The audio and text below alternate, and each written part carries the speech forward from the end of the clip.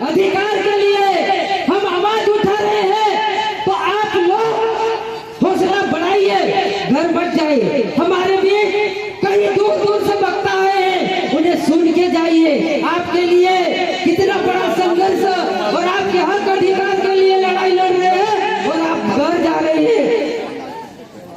हमारे भी आदरणीय पौरलाल खरते साहब आए और समाज को मार्गदर्शन करे। पौरलाल खरते जी ने शानदार तालियां बजाई, क्योंकि ये ऐसे शख्स है जो देश विदेश में भी आदिवासियों के लिए हक अधिकार की बात करते हैं और इन्हें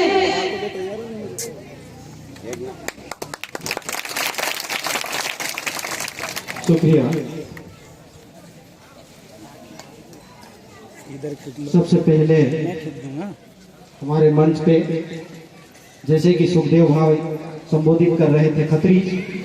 खत्रीज मतलब होता है पूर्वज, हमारे बड़े बूढ़े जो हमसे छोड़कर चले गए दुनिया, लेकिन कुछ ऐसा कर गए कि उनकी फोटो मंच पे विराजमान है, तो उनको नमन। और इस उमरबन और उमरबन के आसपास के जो हमारे बुजुर्ग साथी हैं, सम्मानित साथी हैं, संघर्षशील साथी हैं, उनको जोहार, आपकी जय। और पंडाल में उपस्थित छोटे छोटे नन्हे बच्चे और बुजुर्ग और मेरे भाइयों बहनों, सबसे पहले मेरे साथ में नारों के झंकार करेंगे, उसके बाद में मैं कुछ बात करूंगा। मेरे साथी बहुत चिंतित थे कि लोग जा रहे हैं, रुकिए, तो उसकी हमको चिंता नहीं करना। जिसको चिंता है वो बारिश में, आंधी में, तूफान में, ठंड में, गर्मी में वो बैठता है, लेकिन कब उसको जब समझ में आ जाएगा कहीं हमारे प्रयासों की कमी होगी जिसकी वजह से हम लोगों को रोक नहीं पा रहे, इसकी चिंता नहीं करना। आज नहीं तो कल ये कारवां बढ़ेगा। क्यों? क्योंकि ये लड़ाई सत्य की है, ये लड़ाई इस देश की रक्षा की है, और ये लड़ाई इस माटी की रक्षा की है, ये लड़ाई आसपास की हवा की रक्षा की है, ये लड़ाई जल जंगल जमीन की, और ये हम लड़ेंगे, ये चीज बचेगी तो सिर्फ आदिवासियों के काम आएगी, ऐसा नहीं। इस दुनिया में जितने भी मनुष्य हैं, जितने भी प्राणी मात्र हैं, सबको काम आने वाली चीज है। तो इसलिए इस लड़ाई से कोई चुकेगा नहीं। वो इसलिए भी कह रहा हूं कि कुछ समय पहले अर्थात 2020 और 21 में कोरोना महामारी नाम की बीमारी सब लोगों ने सुना होगा, सुना था। आप लोगों की स्कूलें बंद हुई थी, आप लोग घरों में बंद हुए थे, और कई सारे साथी हम लोगों को छोड़ के चले। ये जो प्रकृति का भयानक रूप दुनिया के सामने आ रहा है, वो क्यों आ रहा है? क्यों? क्योंकि हम इसके साथ में खिलवाड़ा कर रहे हैं। तो मैं जस्ट थोड़ी सी बात किया, नारे लगाने के बाद में अपनी बात को मैं कंटिन्यू करूंगा। नारे की झनकार ऐसी लगना चाहिए कि जैसे डीजे की धुन पे आप लोग थिरक रहे थे, उसकी आवाज दूर दूर तक जा रही है। तो नारे की आवाज भी इस मध्य प्रदेश की, भोपाल की सरकार के पास में जाना चाहिए, और देश की दिल्ली की सरकार के पास में जाना चाहिए। आप लोग सोचते होंगे या नारे लगाएंगे, बात करेंगे, और ये आवाज वहां कैसे जाएगी? तो सरकार की आंख और कान आप लोगों के बीच में मौजूद है, उनके माध्यम से आपकी बात भोपाल भी जाएगी और दिल्ली भी जाएगी। तो मेरे साथ में नारों की झनकार लगाएंगे। आदिवासी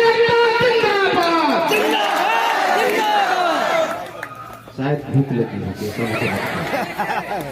आदिवासी एकता जिंदाबाद, जिंदाबाद जिंदाबाद हाथ ऊपर करके आदिवासी एकता जिंदाबाद, जिंदाबाद जिंदाबाद। पंचायत जोहर का नारा है, भारत देश हमारा है, पंचायत जोहर का नारा है, भारत देश हमारा है। अभी तो ये लड़ाई है, आगे और लड़ाई है, अभी तो ये अंगड़ाई है, आगे और लड़ाई है।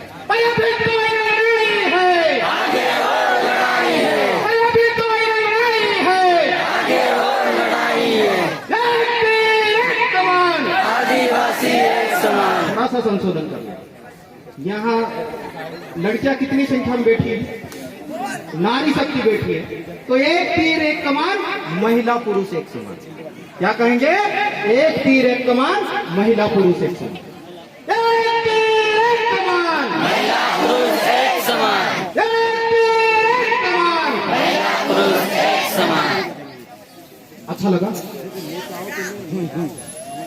तो आज जो हम यहाँ पर एकत्रित हुए हैं, एक विशेष अवसर पे यहाँ पर एकत्रित हुए हैं। हमारे वरिष्ठ साथी दादा सुमेर सिंह चौहान कुछ बताने का प्रयास कर रहे थे। मैं हल्की सी बात करूंगा 9 अगस्त के विषय में, और कुछ बातें संगठन, आंदोलन और इस दुनिया को बचाने के लिए ये कैसे पर्याय हो सकते हैं, उसकी बात करूंगा। 9 अगस्त विश्व आदिवासी दिवस, बहुत सारे लोग इसके दुष्प्रचार में भी लगे हुए हैं। वो कहते हैं कि आदिवासी इलाके में कुछ लोग आए हैं, उनको भ्रमित करने में लगे हैं। तो हम भ्रमित करने में नहीं लगे हैं। हम लोग, हमारा जो समाज भटक गया था, उसको सही रास्ते पे लाने के लिए प्रयास कर रहे हैं। तो 9 अगस्त विश्व आदिवासी दिवस, जैसे दादा बता रहे थे, 24 अक्टूबर 1945 को जब दुनिया में द्वितीय विश्व युद्ध की समाप्ति हुई थी, दुनिया के सभी देश और वहां के बौद्धिक लोग इस चिंता में पड़े हुए थे, इस दुनिया में शांति की स्थापना कैसे हो। और अलग अलग देश में जो मनमुटाव चल रहा है, जो एक दूसरे को खत्म करने पे तुले हुए हैं, उसका विराम कैसे हो। और जो दुनिया में लोग हैं, भाईचारे के साथ में कैसे रहे, सबको शिक्षा कैसे मिले, सबको स्वास्थ्य का लाभ कैसे मिले, और सब खुशी से कैसे रहे, इस उद्देश्य से संयुक्त राष्ट्र संघ की स्थापना हुई। स्थापना के लगभग 25 से 30 वर्ष के पश्चात दुनिया में इस बात पर चिंतन हुआ। यूएनओ का श्रम संगठन, उनने देखा कि आदिवासियों अर्थात मजदूरों के विषय पे कोई चर्चा नहीं हो रही है। उनके लिए संविधान में, अलग अलग देशों के संविधान में जो अधिकार दिए गए हैं, उसका अमल नहीं हो रहा। उनके जो प्राकृतिक अधिकार है, उसके विषय में कोई चर्चा नहीं हो रही। तो इसमें चिंतन मंथन चला और एक कार्यदल बना, उपायक बना, और 9 अगस्त 1982 को एक चिंतन शिविर हुआ। उसके पश्चात 10 साल गुजर गए। 92 में फिर रियो डी जेनेरो में विश्व पृथ्वी परिषद हुआ। दुनिया के 68 देशों के लोगों ने भाग लिया। उसमें आदिवासी समाज के 400 बुद्धिजीवियों ने भी भाग लिया। ये चर्चा का दौर चलते रहा और आखिर करके 1994 में, 23 दिसंबर 1994 में दुनिया के तमाम देशों के लोगों ने और बौद्धिक लोगों ने चिंतन मंथन किया कि आदिवासियों के लिए अलग अलग देशों में जो कुछ किया जा रहा है, उसके बावजूद भी आदिवासियों की स्थिति जैसी की वैसी ही। तो एक दिन ऐसा होना चाहिए जब तमाम देशों की सरकारें आदिवासियों की स्थिति पर चिंतन मनन करना चाहिए।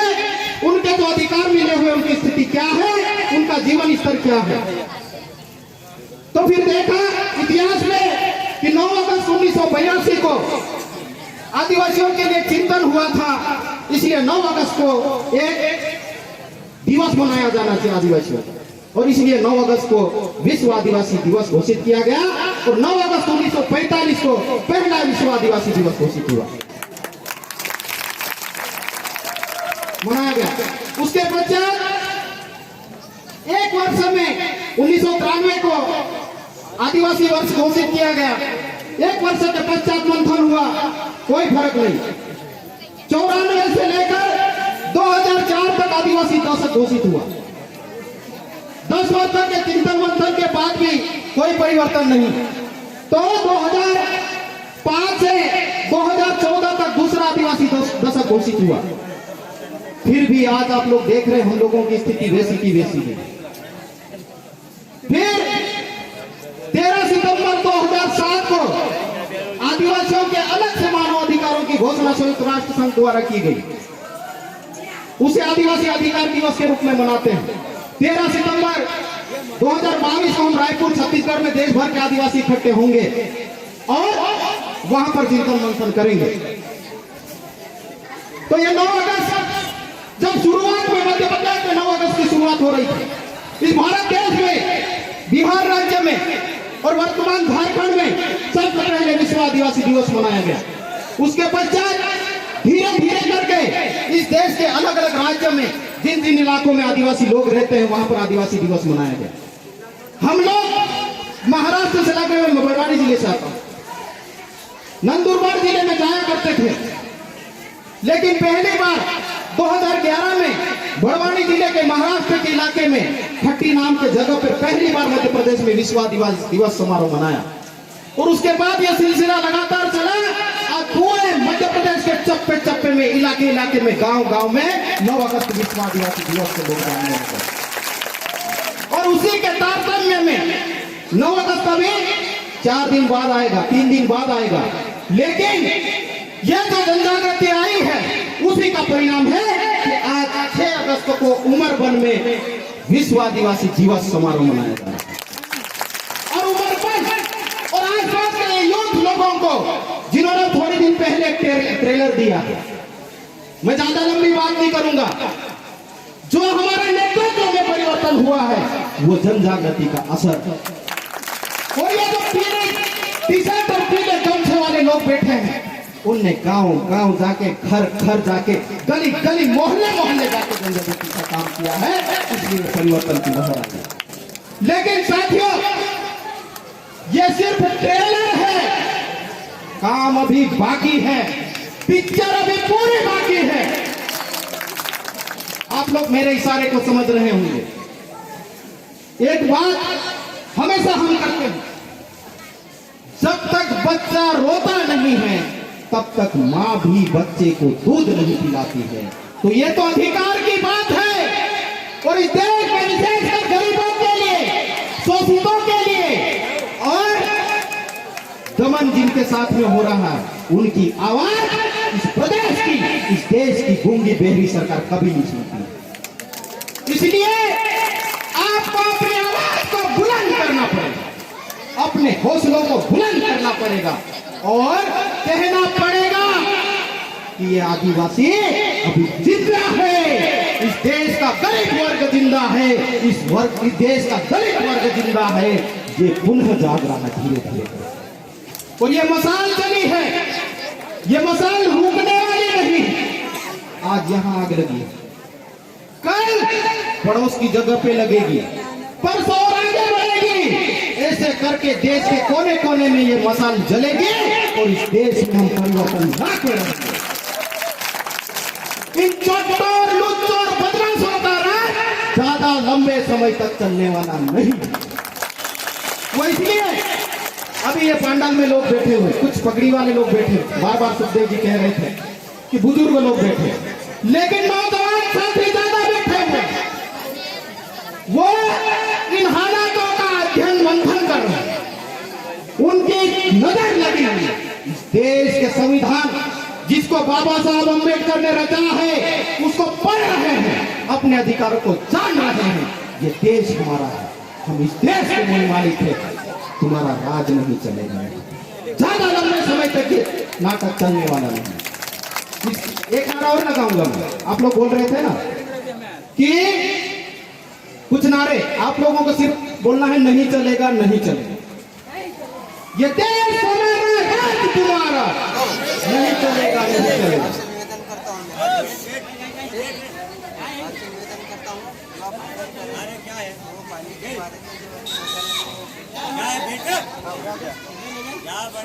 कोई बात नहीं, उसका सही सुझाव है, तालियों की गड़गड़ाहट से सुझाव देने के लिए उसका अच्छा लगता है। ये देश हमारा, राज तुम्हारा, ये देश हमारा, राज तुम्हारा, भीड़ हमारी, मंच तुम्हारा, नहीं चलेगा नहीं चलेगा। भीड़ हमारी, मंच तुम्हारा, नहीं चलेगा नहीं चलेगा भीड़ हमारी, मंच तुम्हारा, नहीं चलेगा नहीं चलेगा नेता हमारा, बात तुम्हारी, नेता हमारा, बात तुम्हारी, नहीं चलेगा नहीं चलेगा संपत्ति हमारी, मुनाफा तुम्हारा। नहीं चलेगा नहीं चलेगा इस पे चिंतन करना युवा साथी, ये बड़ी बात है। इस देश के नेचुरल रिसोर्सेज, किस्मत कहो या बेकिस्मत कहो, सारा के सारा आदिवासी इलाके में है। ये नदियों की कलकल की आवाजें, झरने आप लोगों के इलाके में, जंगल आप लोगों के इलाके में, जमीन आपके पास में है, खनिज संपदा, लोहा, चांदी, आयरन, ये सब तुम लोगों के इलाके में है। लेकिन आप लोग गरीब के गरीब, क्यों? इसलिए कि हमने भोलेपन में ये कभी नहीं सोचा कि इसका नुकसान हो रहा है, कोई लूट रहा है, हम इसे बचा लें। लेकिन अब हम जाग चुके हैं, इसे बचाएंगे, अपने लिए बचाएंगे और आपके लिए भी बचाएंगे। जो लोग भूल में हैं उनको एक सबक देंगे कि आप गलत रास्ते पे चल रहे हैं। अभी पूजा हो रही है, पूजा में हमने प्रकृति की पूजा की, बहुत सारी चीजें यहाँ पर शामिल नहीं हुई, लेकिन आने वाले समय में हम करेंगे। जब हम पूजा करते हैं, सुखदेव जी बता रहे थे, हाथ में लोटा होता है और पानी डालते हैं। सबसे पहले पानी डालते हैं, पानी के डालने के बाद में जमीन को लीपते हैं, लीपने के बाद में पान का पत्ता रखते हैं, खाकरी का पत्ता रखते हैं, जिस इलाके में जो भी पत्ता प्रचलन में पत्ता रखते हैं। उसके बाद में अनाज रखते हैं और बोलते हैं चांद चूरीमल धरती माता, ढूंढे आंदोलन ने काने बेहरा, आमू काजे माफ कर तू गांडा मन छा। अर्थात जो पूजा में हम लोग सामग्री शामिल करते हैं इसका सम्मान करते हैं। ये पानी बचना चाहिए, ये अनाज सुरक्षित रहना चाहिए, ये वायु सुरक्षित रहना चाहिए, ये जमीन सुरक्षित रहना चाहिए, ये जंगल सुरक्षित रहना चाहिए, ये जंगल सुरक्षित रहना चाहिए। तो ये बचेगा तो सिर्फ आदिवासियों के काम आएगा ऐसा नहीं है, सबको काम आने वाला। अब आखिरी बात, क्योंकि और भी साथी बात करने वाले हैं कि जो लोग संगठन करते हैं, अपना नाम चलाइए, अपना ब्रांड चलाइए, लेकिन बड़ी जो बात है वो आदिवासियत की। अर्थात हम आदिवासी क्यों हैं?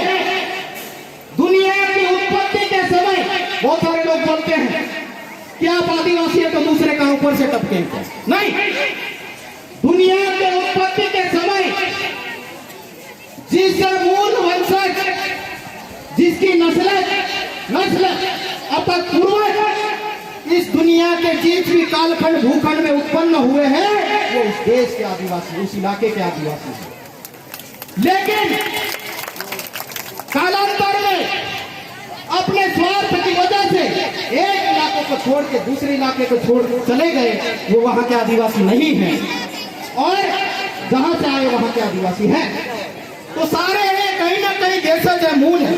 तो हमारी लड़ाई यहाँ नहीं है, हमारी लड़ाई अपनी पहचान की है, बोली भाषा की है, हमारी लड़ाई संस्कृति की है और हमारी लड़ाई नेचुरल रिसोर्सेज को बचाने की है। तो इसको बचाने के लिए किसी भी संगठन के बैनर तले काम कीजिए, लेकिन आदिवासियत के लिए आगे आना पड़ेगा। अर्थात जब समाज की बात आ जाए तो संगठन का बैनर एक तरफ, पार्टी पॉलिटिक्स का बैनर दूसरी तरफ, समाज के लिए एक मंच के नीचे आना हम लोगों को पड़ेगा। दूसरी बात, ये जो बच्चे बैठे हुए हैं, आप लोग पढ़ लिख के क्या बनना चाहते हैं? क्या बनना चाहते हैं?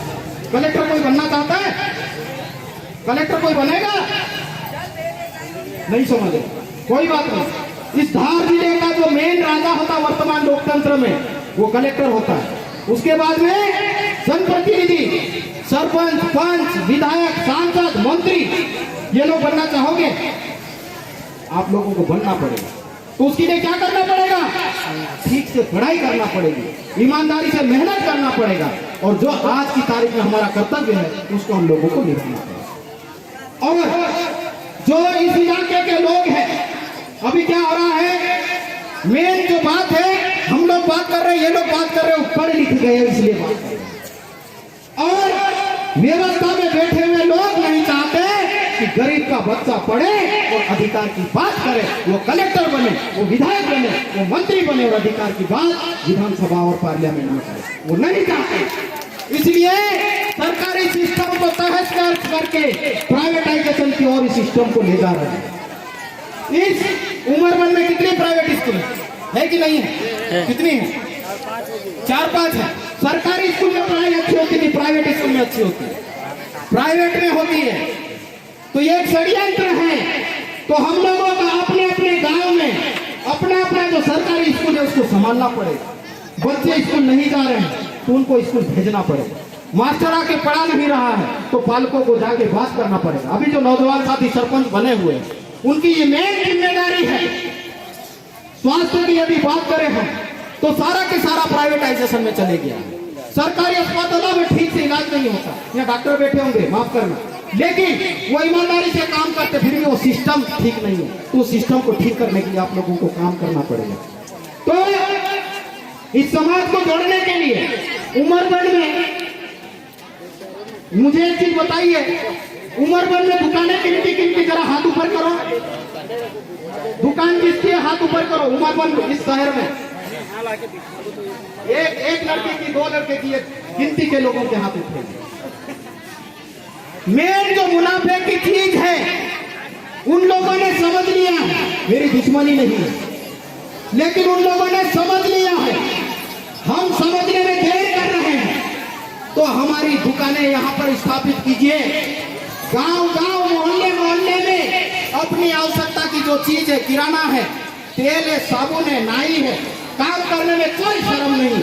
नौजवान बच्चों को ये काम करना पड़ेगा, परिवर्तन तब सकता। अभी हमने रैली निकाली, कार्यक्रम किया, डॉक्टर साहब दर भटके होंगे, हमारे नौजवान साथी जो बैठे हुए हैं वो दर भटके होंगे चंदे के लिए, पैसा नहीं मिल रहा होगा। क्यों? क्योंकि पैसा नहीं है समाज के पास।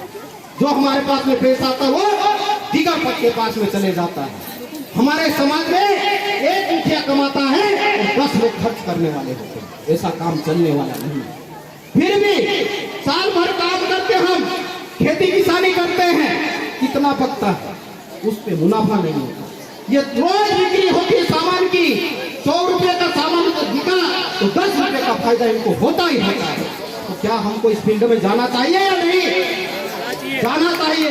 तो नौजवान साथियों सुन लो, गुलाम बनने का प्रयास मत करना। जिसमें योग्यता है वो अच्छी जगह जाना, लेकिन स्वतंत्र अपना बिजनेस स्थापित करने की दिशा में आगे बढ़ना। तो इस आंदोलन को आगे बढ़ाने के लिए, 9 अगस्त जैसे कार्यक्रम को करने के लिए, बाबा साहब अम्बेडकर साहब की जयंती मनाने के लिए इस समाज को पैसे की जरूरत पड़ेगी। और आपके पास में पैसा होगा तो डॉक्टर साहब, चौहान साहब, हमारे सुरपाल भाई, इन लोगों के पास में पैसे की कमी नहीं है। तो साथियों, लंबी बात न करते हुए, और भी साथी बात करेंगे। मुझे आप लोगों ने यहाँ पर बुलाया, इस ऐतिहासिक अवसर पर जो मान सम्मान दिया, मैं उसके लिए आप लोगों का तहे दिल से शुक्रगुजार हूँ। और आशा करता हूँ कि ऐसे कार्यक्रम आप बार बार अपने इलाके में करते रहे। बगैर पैसे का कार्यक्रम कैसे कर सकते हैं, झाड़ के नीचे बैठ के लोगों से कैसे बात कर सकते हैं, घर पे जाके लोगों से कैसे बात कर सकते हैं, लोगों के ओटले पे बैठ के हम लोगों से कैसे बात कर सकते हैं। इस दिशा में आप लोग काम करना, क्योंकि मेरा समाज गरीब बार बार पैसा नहीं ला सकता, इसलिए आप लोगों से विनती है और ईमानदारी से काम करना, लड़ाई झगड़े में मत करना पड़ना। सरपंच का चुनाव हुआ, जनपद प्रतिनिधि का चुनाव हुआ, जिला पंचायत का और 23 में विधानसभा का चुनाव आएगा। चुनाव के टाइम पे चुनाव की बात कर लेना, लेकिन उसके बाद में भूल जाना। इस इलाके में जो पढ़े लिखे लोग हैं, जो समझदार लोग हैं, जो नौकरी पेशे वाले लोग हैं, उनका दायित्व है समाज को जागृत करे। लाल सिंह वर्मन जैसे लोग यहाँ पर बैठे हुए निस्वार्थ भाव से काम करते हैं। डॉक्टर चौहान साहब, डॉक्टर दिनेश चौहान साहब, यहाँ की नारी शक्ति, यहाँ के युवक जो निस्वार्थ भाव से काम कर रहे हैं, ठीक है, उनका साथ देना, उनको आगे बढ़ाना। इतनी बात कह के अपने नारे के साथ में अपनी बात को मैं खत्म करूंगा। मेरी बात को आप लोगों ने ध्यान से सुना, उसका शुक्रगुजार भी रहूंगा। एक थे,